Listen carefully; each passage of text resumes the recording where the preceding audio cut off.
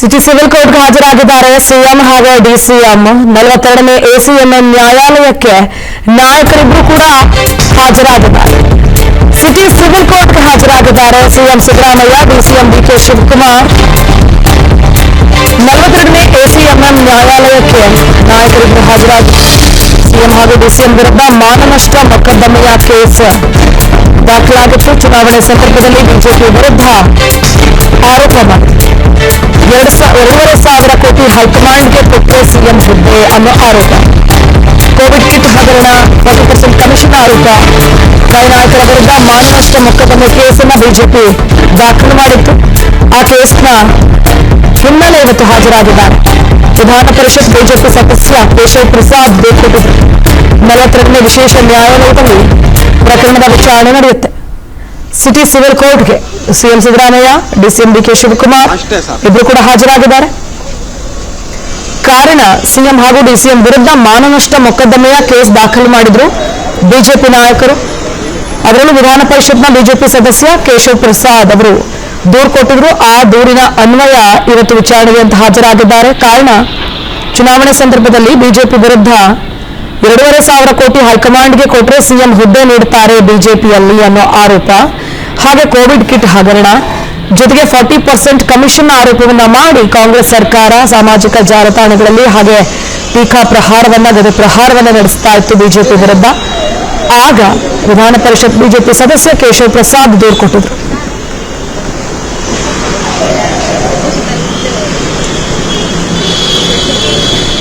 ಮೂರರ ಸಾರ್ವತ್ರಿಕ ಚುನಾವಣೆಯ ಸಂದರ್ಭದಲ್ಲಿ ಕಾಂಗ್ರೆಸ್ ಪಕ್ಷ ರಾಜ್ಯಾಧ್ಯಕ್ಷರಾಗಿದ್ದಂತಹ ಡಿಕೆ ಶಿವಕುಮಾರ್ ಅವರು ಮತ್ತೆ ಅಪೋಸಿಷನ್ ಲೀಡರ್ ಆಗಿದ್ದಂತಹ ಸಿದ್ದರಾಮಯ್ಯನವರು ನಮ್ಮ ಪಕ್ಷದ ವಿರುದ್ಧ ಇಲ್ಲ ಸಲ್ಲದ ಆರೋಪಗಳನ್ನು ಮಾಡಿ ಸುಳ್ಳು ಹೇಳಿ ಜನರನ್ನ ದಾರಿ ತಪ್ಪಿಸುವಂತಹ ಕೆಲಸವನ್ನ ಮಾಡಿದ್ರು. ನಮ್ಮ ಸರ್ಕಾರ ಉತ್ತಮವಾದಂತಹ ರೀತಿಯಲ್ಲಿ ಕಾರ್ಯನಿರ್ವಹಿಸ್ತಾ ಇತ್ತು, ಜನಪರವಾದಂತಹ ಕೆಲಸಗಳನ್ನ ಮಾಡ್ತಾ ಇತ್ತು. FDI ಕೂಡ ಅತ್ಯಂತ ಅಧಿಕವಾದಂತಹ ಸಂಖ್ಯೆಯಲ್ಲಿ ನಾವು ಹಣವನ್ನ ಆಕರ್ಷಿಸಿದ್ವಿ. ಇದೆಲ್ಲವನ್ನು ಸಹಿಸಲಾರದೆ ಸುಳ್ಳು ಆರೋಪಗಳನ್ನು ಮಾಡಿ ದೊಡ್ಡ ದೊಡ್ಡ ಜಾಹೀರಾತುಗಳನ್ನ ಪೇಪರ್ನಲ್ಲಿ ಕೊಟ್ಟು ಜನರನ್ನ ದಾರಿ ತಪ್ಪಿಸಿ ಅವರ ಒಂದು ದೃಷ್ಟಿಕೋನವನ್ನೇ ಬದಲಾಗೋ ರೀತಿಯಲ್ಲಿ ಮಾಡಿದ್ರಿಂದ ಮಾನನಷ್ಟ ಮೊಕದ್ದಮೆಯನ್ನ ನಾವು ಕೋರ್ಟ್ನಲ್ಲಿ ಹೂಡಿದ್ವಿ. ಇವರು ಸುಳ್ಳು ಆರೋಪ ಮಾಡಿದ್ದಾರೆ. ಇವರೆಲ್ಲರಿಗೂ ಕೂಡ IPC ಸೆಕ್ಷನ್ 500 ಪ್ರಕಾರ ಶಿಕ್ಷೆ ಆಗಬೇಕು ಅನ್ನುವಂತಹ ಆರೋಪ, ಇದನ್ನ ನಾವು ಕಂಪ್ಲೇಂಟ್ ಅನ್ನ ಕೊಟ್ಟು ಅದಕ್ಕೆ IPC 500 ಮೇಲೆ ಅವರಿಗೆ ಶಿಕ್ಷೆ ಆಗಬೇಕು ಅನ್ನೋ ರೀತಿಯಲ್ಲಿ ನಾವು ಕೇಳ್ಕೊಂಡಿದ್ದೀವಿ. 2023ರ ಸಾರ್ವತ್ರಿಕ ಚುನಾವಣೆಯ ಸಂದರ್ಭದಲ್ಲಿ ಕಾಂಗ್ರೆಸ್ ಪಕ್ಷ ಕೋರ್ಟ್ ಹಾಲ್ನಲ್ಲಿ ಸಾಮಾನ್ಯರಂತೆ ಕುಳಿತಿದ್ದಾರೆ CM Siddaramaiah, DCM DK Shivakumar. 42ನೇ ಎಸಿಎಂಎಂ ನ್ಯಾಯಾಲಯಕ್ಕೆ ನಾಯಕರು ಹಾಜರಾಗಿದ್ದಾರೆ. ಸಾಮಾನ್ಯರಂತೆ ಕುಳಿತಿದ್ದಾರೆ. ಸಿಎಂ ಹಾಗೂ ಡಿಸಿಎಂ ವಿರುದ್ಧ ಮಾನನಷ್ಟ ಮೊಕದ್ದಮೆಯ ಕೇಸ್ ದಾಖಲಾಗಿದೆ. ಹೀಗಾಗಿ ಅವರು 42ನೇ ಎಸಿಎಂಎಂ ಕೋರ್ಟ್ಗೆ ಹಾಜರಾಗಿದ್ದಾರೆ. ಚುನಾವಣೆ ಸಂದರ್ಭದಲ್ಲಿ 2,500 ಕೋಟಿ ಕೊಟ್ಟರೆ ಹೈಕಮಾಂಡ್ ಸಿಎಂ ಹುದ್ದೆ ಕೊಡುತ್ತೆ ಅನ್ನೋ ಆರೋಪ ಮಾಡಿದರು. ಕೋವಿಡ್ ಕಿಟ್ ಹಗರಣ ಸಂಬಂಧಿತ ಹಾಗೆ ಆರೋಪ ಮಾಡಿದರು. 40% ಕಮಿಷನ್ ಆರೋಪ ಮಾಡಿದರು. ಇದೆಲ್ಲದಕ್ಕೂ ಸೇರಿ ವಿಧಾನ ಪರಿಷತ್ನ ಬಿಜೆಪಿ ಸದಸ್ಯ ಕೇಶವ್ ಪ್ರಸಾದ್ ಕೈ ನಾಯಕರ ವಿರುದ್ಧ ಮಾನನಷ್ಟ ಮೊಕದ್ದಮೆಯ ಕೇಸ್ ದಾಖಲು ಮಾಡಿದರು. ಆ ಕೇಸ್ನ ವಿಚಾರಣೆ ಇವತ್ತು ನಡೀಬೇಕಾಗಿದೆ. ಹೀಗಾಗಿ ಸಿಟಿ ಸಿವಿಲ್ ಕೋರ್ಟ್ಗೆ ಸಿಎಂ ಡಿಸಿಎಂ ಇಬ್ರು ಕೂಡ ಹಾಜರಾದರು. ಸಾಮಾನ್ಯರಂತೆ ಕುಳಿತಿದ್ದಾರೆ ಕೋರ್ಟ್ ಹಾಲ್ನಲ್ಲಿ ಸಿಎಂ ಡಿಸಿಎಂ ಇಬ್ರು ಅನ್ನೋ ಮಾಹಿತಿ ಲಭ್ಯವಾಗ್ತಾ ಇದೆ.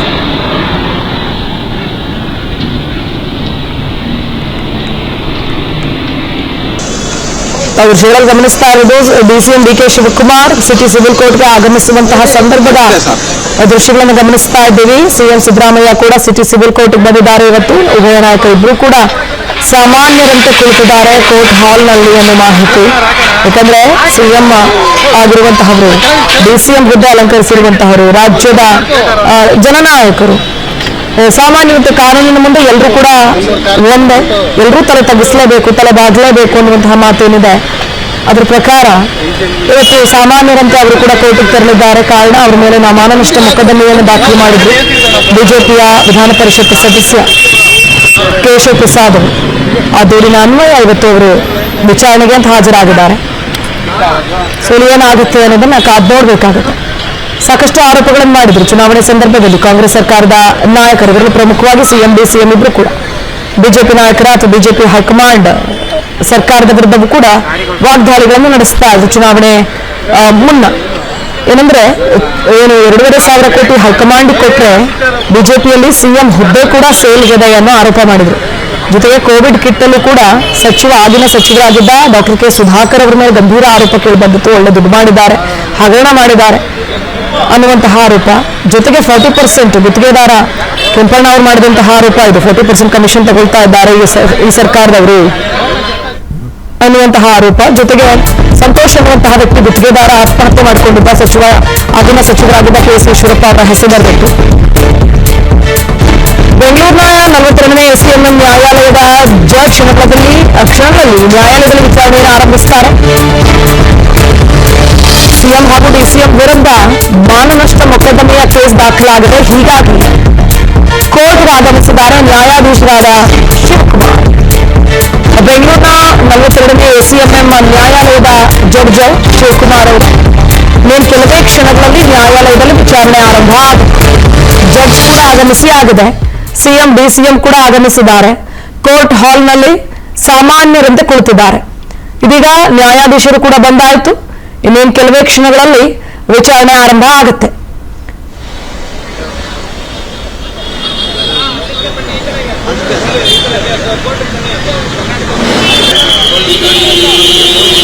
ಇನ್ನು ದೂರುದಾರರ ಪರ ವಕೀಲರು ಕೂಡ ಹಾಜರಾಗ್ತಾರೆ.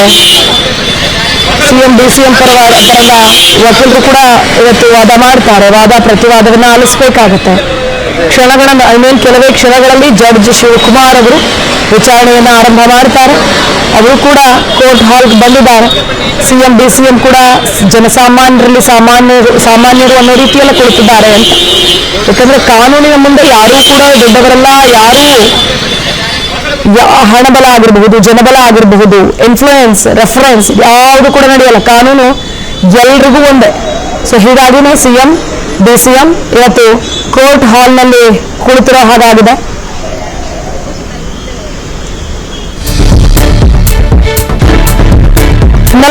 ಎಸಿಎಂಎಂ ನ್ಯಾಯಾಲಯದಲ್ಲಿ ವಿಚಾರಣೆ ಆರಂಭ ಆಗುತ್ತೆ. ನಮಗಾಗಲೇ ಹೇಳ್ತಾ ಇದ್ದಾಗ ಜಡ್ಜ್ ಶಿವಕುಮಾರ್ ಅವರು ಆಗಮಿಸಿದ್ರು. ಕೆಲವೇ ಕ್ಷಣಗಳಲ್ಲಿ ಆರಂಭ ಆಗುತ್ತೆ ಅಂತ ಹೇಳ್ತಾ ಇದ್ವಿ. ದೂರುದಾರರ ಪರ ವಕೀಲ ವಿನೋದ್ ಕುಮಾರ್ ಹಾಜರಾಗಿದ್ದಾರೆ.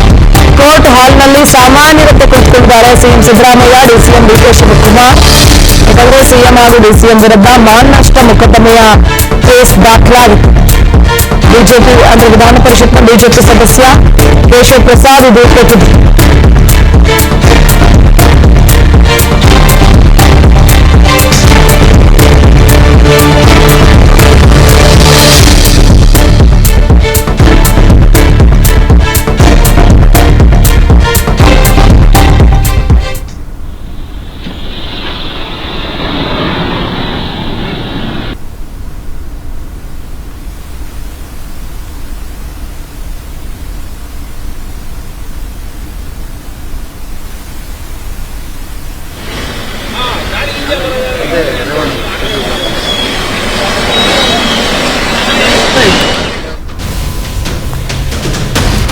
ದೃಶ್ಯಗಳು ಗಮನಿಸ್ತಾ ಇದ್ದೀರಿ. ನೇರ ದೃಶ್ಯಾವಳಿಗಳು.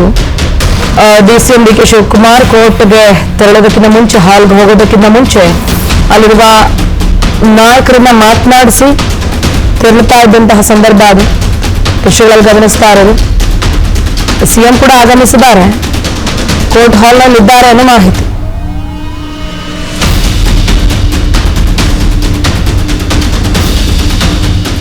ಸಾಮಾನ್ಯವಾಗಿ ಜನ ಅನ್ಕೋತಾರೆ, ಒಂದು ಸಾಮಾನ್ಯ ಜನರಿಗೆ ಸಿಎಂ ಸಿದ್ದರಾಮಯ್ಯನವರ ವಾಹನ ತೆರಳುತ್ತಾ ಇದೆ ಸಿಟಿ ಸಿವಿಲ್ ಕೋರ್ಟ್ಗೆ. ಆದ್ರ ದೃಶ್ಯಾವಳಿಗಳನ್ನು ಗಮನಿಸ್ತಾ ಇದ್ದೀವಿ. ಇವ್ರಿಗೆ ಆಲ್ರೆಡಿ ಅವ್ರು ಕೋರ್ಟ್ ಹಾಲ್ನಲ್ಲಿ ಇದ್ದಾರೆ. ಆದ್ರೆ ಅವ್ರು ಹೋಗ್ತಾ ಇದ್ದಂತಹ ಸಂದರ್ಭದ ದೃಶ್ಯಗಳು. ಯಾಕಂದ್ರೆ ಕಾನೂನು ಅಥವಾ ರಾಜ್ಯದ ಸರ್ಕಾರವನ್ನ ರಾಜ್ಯಭಾರ ಮಾಡುವಂತಹ ನಾಯಕರು ಕೂಡ ಕೋರ್ಟ್ನ ಮುಂದೆ, ನ್ಯಾಯದೇವತೆಯ ಮುಂದೆ ಜನಸಾಮಾನ್ಯರಂತೆ ಅನ್ನೋದನ್ನ ಈ ರೀತಿಯಾದಂತಹ ಘಟನೆಗಳು ಆಗಾಗ ನೆನಪಿಸ್ತಾವೆ. ಅದೇ ರೀತಿಯಲ್ಲಿ ಬಿಜೆಪಿ ನಾಯಕರ ವಿರುದ್ಧ ಕಾಂಗ್ರೆಸ್ ಸರ್ಕಾರ ಅಧಿಕಾರಕ್ಕೆ ಬರೋದಕ್ಕಿಂತ ಮುಂಚೆ ಒಂದಷ್ಟು ಆರೋಪಗಳನ್ನ ಮಾಡ್ತಾ, ವಾಗ್ದಾಳಿಗಳನ್ನ ಮಾಡ್ತಾ, ಸೋಷಿಯಲ್ ಮೀಡಿಯಾದಲ್ಲೂ ಕೂಡ ಪೋಸ್ಟರ್ಗಳನ್ನ ಹಾಕಿ 40% ಪೇ ಸಿಎಂ ಅನ್ನುವಂತಹ ಅಭಿಯಾನವನ್ನು ಮಾಡಿತ್ತು. ಹಾಗೆ ಮೆಡಿಕಲ್ ಕಿಟ್ ಅಲ್ಲೂ ಕೂಡ ಹಗರಣ ನಡೆದಿದೆ ಅಂತ ಆಗಿನ ಸಚಿವ ಡಾಕ್ಟರ್ ಕೆ ಸುಧಾಕರ್ ಅವರ ವಿರುದ್ಧವೂ ಕೂಡ ಕ್ಯಾಂಪೇನ್ ಮಾಡಿತ್ತು.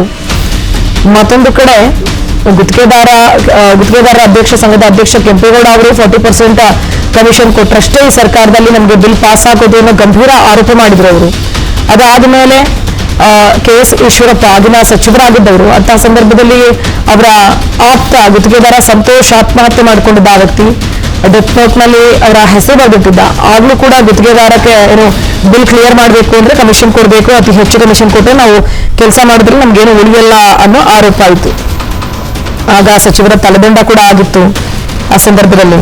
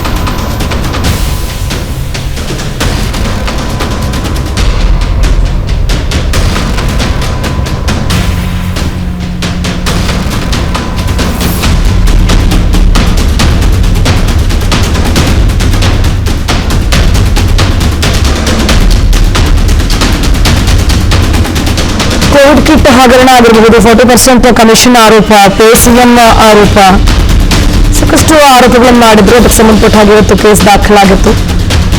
ಇನ್ನಷ್ಟು ಡೀಟೇಲ್ಸ್ ನೀಡ್ತಾರೆ ನಮ್ಮ ಹಿರಿಯ ಪ್ರತಿನಿಧಿ ಹನುಮಂತ್ ದುರ್ಗದ ದೂರವಾಣಿ ಸಂಪರ್ಕದಲ್ಲಿದ್ದಾರೆ. ಹನುಮಂತ್, ಸಿಎಂ DCM ಇಬ್ರು ಕೂಡ ಕಾನೂನಿನ ಮುಂದೆ ಎಲ್ಲರಂತೆ ನಾವು ಅನ್ನೋದನ್ನ ಆಗಾಗ ಜನ ನೋಡ್ತಾ ಇರ್ತಾರೆ ಅನ್ನೋದಕ್ಕೆ ಇವತ್ತಿನ ಘಟನೆ ಕೂಡ ಉದಾಹರಣೆ ಅಂತ ಅನ್ಸುತ್ತೆ.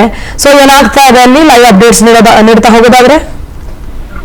2023 ವಿಧಾನಸಭೆ ಚುನಾವಣೆಯ ಸಂದರ್ಭದಲ್ಲಿ ಒಂದು ಸರ್ಕಾರದ ಅಂದಿನ ಬಿಜೆಪಿ ಸರ್ಕಾರದಿಂದ ವಿಪಕ್ಷವಾಗಿರುವಂತಹ ಕಾಂಗ್ರೆಸ್ ಮತ್ತೆ ಈಗಿನ ಸಿಎಂ ಮತ್ತು ಕೆಪಿಸಿಸಿ ಅಧ್ಯಕ್ಷ DK ಶಿವಕುಮಾರ್ ಅವರು ಒಂದು ಗಂಭೀರವಾದಂತಹ ಆರೋಪಗಳನ್ನು ಮಾಡಿರ್ತಾರೆ. ಪ್ರಮುಖವಾಗಿ ಕೋವಿಡ್ ಸಂದರ್ಭದಲ್ಲಿ ಆಗಿರುವಂತಹ ಹಗರಣಗಳಾಗಿರ್ಬೋದು, ಮತ್ತೆ 40% ಕಮಿಷನ್ ವಿಚಾರ, ಈ 2,700 ರೂಪಾಯಿ ಕೊಟ್ಟರೆ ಸಿಎಂ ಒಂದು ಸಿಗುತ್ತೆ ಅನ್ನುವಂತಹ ಪ್ರಸ್ತಾಪಗಳನ್ನು ಚುನಾವಣಾ ಪ್ರಚಾರ ಸಭೆಗಳನ್ನ ಮಾಡಿರುತ್ತೆ. ಇದು ಎಲ್ಲ ಒಂದು ಕಡೆಗೆ ಬಿಜೆಪಿಗೆ ಮುಜುಗರ ತರಬೇಕು ಮತ್ತು ಬಿಜೆಪಿಗೆ ಹಿನ್ನಡೆ ಕಾರಣ ಆಗಿರುವಂತಹ ಹಿನ್ನೆಲೆಯಲ್ಲಿ ಇದು ಅಪಪ್ರಚಾರ ಮಾಡ್ತಾ ಇದ್ದಾರೆ ಅನ್ನೋ ಕಾರಣಕ್ಕಾಗಿ ಈಗ ಬಿಜೆಪಿಯ MLC ಕೇಶವ್ ಪ್ರಸಾದ್ ಅವರು ಅವತ್ತು ದೂರು ದಾಖಲೆ ಮಾಡಿರ್ತಾರೆ 42ನೇ ವಿಶೇಷ ನ್ಯಾಯಾಲಯದಲ್ಲಿ. ಆ ಒಂದು ಪ್ರಕರಣದ ಕುರಿತು ಇವತ್ತು ಒಂದು ವಿಚಾರಣೆ ನಡೀತಾರೆ ಅಂತ. ಈ ವಿಚಾರಣೆಗೆ CM ಸಿದ್ದರಾಮಯ್ಯ, DK ಶಿವಕುಮಾರ್ ಅವರು ಕೂಡ ಭಾಗಿಯಾಗಿರ್ತಾರೆ. ಭಾಗಿಯಾಗಿ ಈಗ ಎದುರಿಸ್ತಾ ಇದ್ದಾರೆ. ಕಾನೂನು ಮುಂದೆ ಎಲ್ಲರೂ ಒಂದೇ ಆಗಿರುವಂತ ಕಾರಣಕ್ಕಾಗಿ ಇವತ್ತು CM ಸಿದ್ದರಾಮಯ್ಯ, DK ಶಿವಕುಮಾರ್ ಅವರು ಒಂದು ಹಾಜರನ್ನು ತಲುಪಿದ್ದಾರೆ. ಸಿಎಂ DCMಗೆ ಷರತ್ತುಬದ್ಧ ಜಾಮೀನು ಮಂಜೂರಾಗಿದೆ. ಸಿಎಂಗೆ ಹಾಗೆ DCMಗೆ ಪ್ರಕರಣಕ್ಕೆ ಸಂಬಂಧಪಟ್ಟ ಹಾಗೆ ಷರತ್ತುಬದ್ಧ ಜಾಮೀನು ಮಂಜೂರಾಗಿದೆ. 2,500 ಕೋಟಿ ಹಗರಣ, ಕೋವಿಡ್ ಕಿಟ್ ಹಗರಣ, 2,500 ಕೋಟಿ ಕೊಟ್ಟರೆ ಸಿಎಂ ಹುದ್ದೆ ಸಿಗುತ್ತೆ, ಬಿಜೆಪಿಯಲ್ಲಿ ಹೈಕಮಾಂಡ್ಗೆ ಕೊಡಬೇಕಷ್ಟೇ ಅಂತ ಆರೋಪ ಮಾಡಿದ್ರು. ಇದಕ್ಕೆ ಸಂಬಂಧಪಟ್ಟ ಹಾಗೆ ಬಿಜೆಪಿಯ ವಿಧಾನ ಪರಿಷತ್ ಸದಸ್ಯ ಕೇಶವ್ ಪ್ರಸಾದ್ ದೂರು ದಾಖಲಿಸಿದ್ರು, ಮಾನನಷ್ಟ ಮೊಕದ್ದಮೆಯ ಕೇಸ್ ದಾಖಲಿಸಿದ್ರು. ಇದೀಗ ಆ ಕೇಸ್ನ ವಿಚಾರಣೆ ಎದುರಿಸೋದಕ್ಕೆ ಅಂತ ಕೋರ್ಟ್ಗೆ ಸಿಎಂ DCM ಆಗಮಿಸಿದ್ರು. ಇದೀಗ ಸಿಗ್ತಾ ಇರುವಂತಹ ಲೈವ್ ಅಪ್ಡೇಟ್ಸ್. ಸಿಎಂ DCMಗೆ ಷರತ್ತುಬದ್ಧ ಜಾಮೀನು ಮಂಜೂರಾಗಿದೆ. 42ನೇ ACMMನ ನ್ಯಾಯಾಲಯಕ್ಕೆ ಇವತ್ತು ಖುದ್ದು ತೆರಳಿದ್ರು ಸಿಎಂ DCM ಇದ್ರು ಕೂಡ ಷರತ್ತುಬದ್ಧ ಜಾಮೀನು ಮಂಜೂರಾಗಿ ಆದೇಶವನ್ನು ಹೊರಡಿಸಿದ್ದಾರೆ. ಸಿಎಂ ವಿರುದ್ಧ ದಾಖಲಾಗಿತ್ತು, ಹಾಗೆ DCM ವಿರುದ್ಧವೂ ಕೂಡ ದಾಖಲಾಗಿದ್ದಂತಹ ಕೇಸ್ ಇದು ಮಾನನಷ್ಟ ಮೊಕದ್ದಮೆಯ ಕೇಸ್. ಚುನಾವಣೆ ಸಂದರ್ಭದಲ್ಲಿ ಬಿಜೆಪಿ ವಿರುದ್ಧ ಆರೋಪಗಳ ಸುರಿಮಳೆಗೈದಿದ್ರು. ನ್ಯಾಯಾಲಯಕ್ಕೆ ಖುದ್ದು ಹಾಜರಾಗಿದ್ದಾರೆ ಸಿಎಂ ಹಾಗೂ DCM ಇಬ್ರು ಕೂಡ ಈ ಪ್ರಕರಣಕ್ಕೆ ಸಂಬಂಧಪಟ್ಟ ಹಾಗೆ. ಇದೀಗ ಷರತ್ತುಬದ್ಧ ಜಾಮೀನು ಮಂಜೂರಾಗಿದೆ. ನಾಯಕರಿಗಿಬ್ಬರಿಗೂ ಕೂಡ ಷರತ್ತುಬದ್ಧ ಜಾಮೀನು ಮಂಜೂರಾಗಿದೆ. ನ್ಯಾಯಾಲಯ 42ನೇ ACMM ನ್ಯಾಯಾಲಯ ಷರತ್ತುಬದ್ಧ ಜಾಮೀನನ್ನ ಮಂಜೂರು ಮಾಡಿದೆ.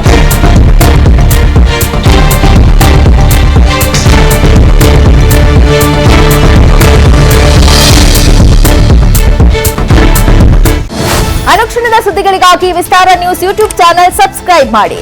ಹೊಸ ಸುದ್ದಿಗಳ ನೋಟಿಫಿಕೇಶನ್ಗಾಗಿ ಬೆಲ್ ಐಕಾನ್ ಕ್ಲಿಕ್ ಮಾಡಿ. ಲೇಟೆಸ್ಟ್ ಅಪ್ಡೇಟ್ಸ್ಗಾಗಿ www.vistaranews.com ವೆಬ್ಸೈಟ್ಗೆ ವಿಸಿಟ್ ಮಾಡಿ. ಅಂಗೈಯಲ್ಲೇ ಜಗತ್ತಿನ ಸುದ್ದಿ ತಿಳಿಯಲು ವಿಸ್ತಾರ ನ್ಯೂಸ್ ಕನ್ನಡ ಆಪ್ ಡೌನ್ಲೋಡ್ ಮಾಡಿ.